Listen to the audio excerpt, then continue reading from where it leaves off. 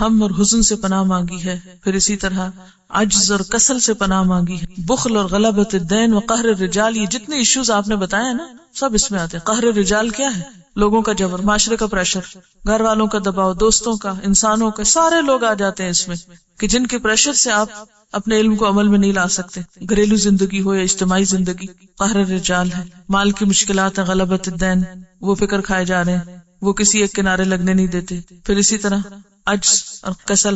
آپ دیکھیں کہ بیسیکلی ہماری جو شخصیت ہے وہ اسٹرانگ نہیں ہے، ہم المؤمن القوی نہیں ہے۔ تو جب آپ کی صحت کمزور ہو، جب آپ کا ایمان کمزور ہو، جب آپ کے ارادے کمزور ہوں، جب آپ کی نیتیں کمزور ہوں، جب آپ کی ہر جگہ کمزوری ہی کمزوری ہے، تو آپ نے کس چیز پر عمل کرنا ہے؟ کون سے دین پر عمل کر کے دکھا سکتے ہیں آپ؟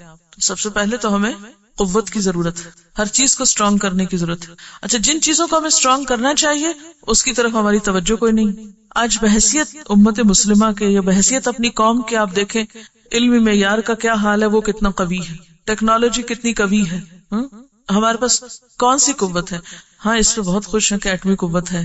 باقی انفرادی سطح پر جن قوتوں کی ضرورت ہے ان قوتوں کا کیا عالم ہے؟ کس کس چیز کی قوت ہونی چاہیے آپ ہی بتائیے ہمارے اندر۔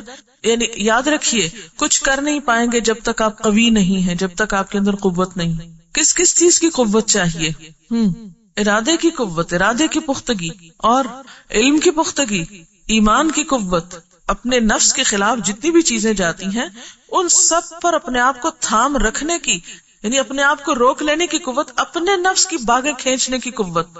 لیکن ایک سرکش گھوڑا ہوتا ہے نا، نفس کو کیا کہا گیا ہے کہ وہ کیا ہے؟ دراصل سرکش گھوڑے کی طرح ہے۔ تو اس کی باغیں کس کے پاس ہے؟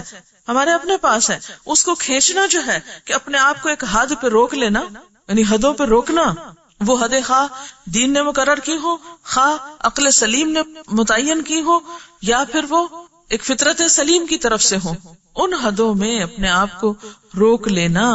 جب تک یہ قوت نہیں ہے اپنے پاس کچھ نہیں کر سکیں گے۔ آپ کے اپنے اندر ایک قوت ہوگی جس کی بنا پر آپ صبر کر سکیں، عبادت پہ جمے رہ سکیں، جو بھی نیکی کا ارادہ کریں اس پر آپ قائم رہیں۔ جب تک یہ نہیں ہوگا، جب تک آپ خود کمزور ہیں، کوئی بھی کام نہیں ہو سکتا۔ جو آپ نے آیات یاد کی ہیں عباد الرحمن کی صفات میں سے، ان سب کے آخر میں جو جزا بتائی گئی، ان ساری کوالٹیز کو ایک کوالٹی میں ڈال دیا گیا کہ یہ سب بدلہ ان کے لیے کیوں ہے؟ بما صبروا، کیونکہ انہوں نے صبر کیا۔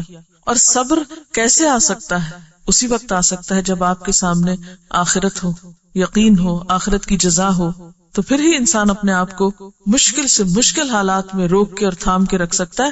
اور پھر آپ دیکھیے کہ یہی تو سورۃ العصر کا پیغام ہے۔